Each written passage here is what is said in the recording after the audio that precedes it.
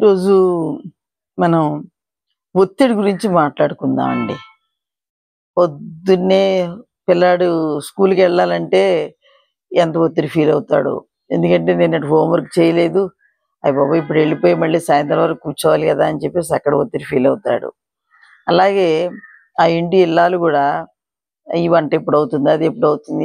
ఎప్పుడు చేసుకోవాలి? ఇదేం చేసుకోవాలి? అక్కడ ఆవిడ ఒత్తిడి ఉంటుంది. అలాగే ఆ ఇంటి యజమానికి కూడా బాబోయ్! ఆఫీస్‌కెళ్ళాలి. అదేవిధంగా బాబోయ్! అప్పులేంటి? ఇదేమిటి? అక్కడ ఒత్తిడి ఉంటుంది.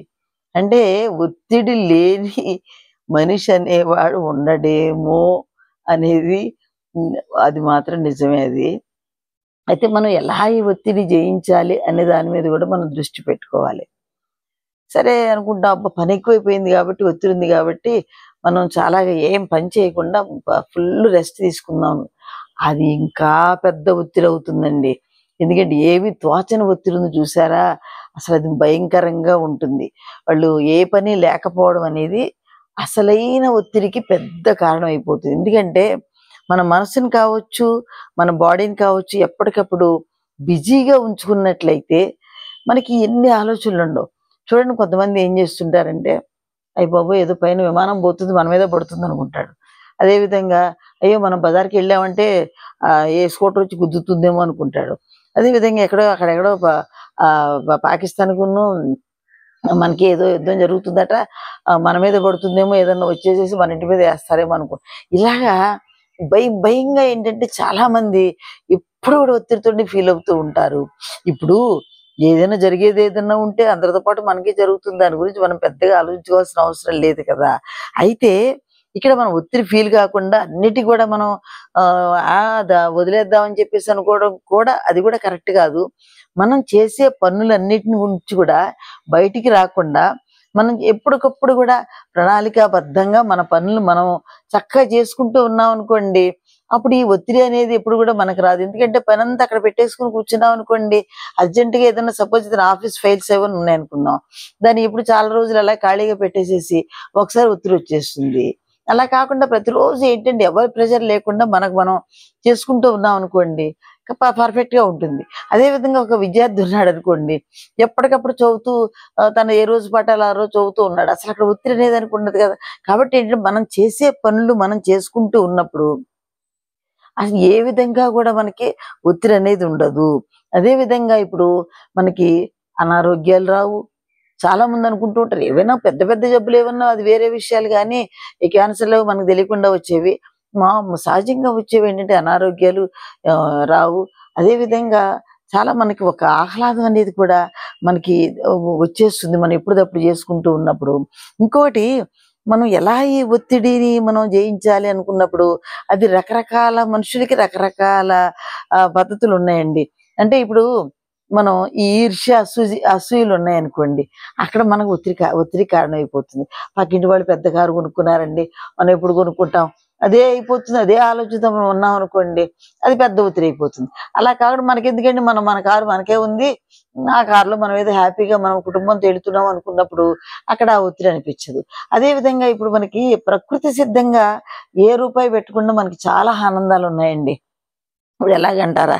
ఇప్పుడు ఒకటి చెప్తానండి. ఇక్కడ నేను ఈ పువ్వులు ఇలా చూస్తూ ఉన్నాననుకోండి, ఏంటి ఇంత అందంగా ఉన్నాయి ఏమిటి అనేది మనసులో చెప్పలేనంత ఆనందాన్ని ఇస్తుంది. దీనికోసం మనం ఏ విధమైనటువంటి ఏవో ఆ పద్ధతి, ఈ పద్ధతి, ఏ పద్ధతి అక్కర్లా. అదే విధంగా మీకు కొన్ని చెప్తానండి. ఇప్పుడు ఉ ఉ ఉదయం మనకి సూర్యోదయం అవుతూ ఉన్నప్పుడు, ఆ సూర్యోదయానికి కొంచెం ముందు కూడానండి ఒక్కసారి ఆకాశాన్ని చూసినట్లయితే అసలు ఆ ఎర్రటి బింబం ఆకాశమంతా చక్కగా ఎర్ర రంగు పులుముకొని ఎంత ఆనందాన్ని ఇస్తుందో, అదే టైంలో చక్కటి పిల్లగాళ్ళు కావచ్చు, ఇంకేమైనా పూలు కావచ్చు, ఇవన్నీ చూస్తూ ఉన్నప్పుడు మనలో చెప్పలేనంత ఆనందం కలుగుతుంది. ఒత్తిడంతా బయటికి పోతుందండి. అదేవిధంగా సూర్యాస్తమయాన్ని చూద్దాం. సంధ్య. ఆ సంధ్య ఎంత అందంగా ఉంటుందండి ఆ టైంలో. అసలు చక్కటి చల్లటి గాలిలో మన ఆకాశాన్ని చూస్తూ ఉన్నప్పుడు చెప్పలేనంత ప్రశాంతత మనకొస్తుంది. మనలో ఉన్న ఒత్తిడంతా పోతుంది. వీటన్నిటికంటే కూడానండి ఇంకోటి చెప్తానండి. మనకి ఆత్రేయ గారు అనుకుంటారండి మనసు కవి.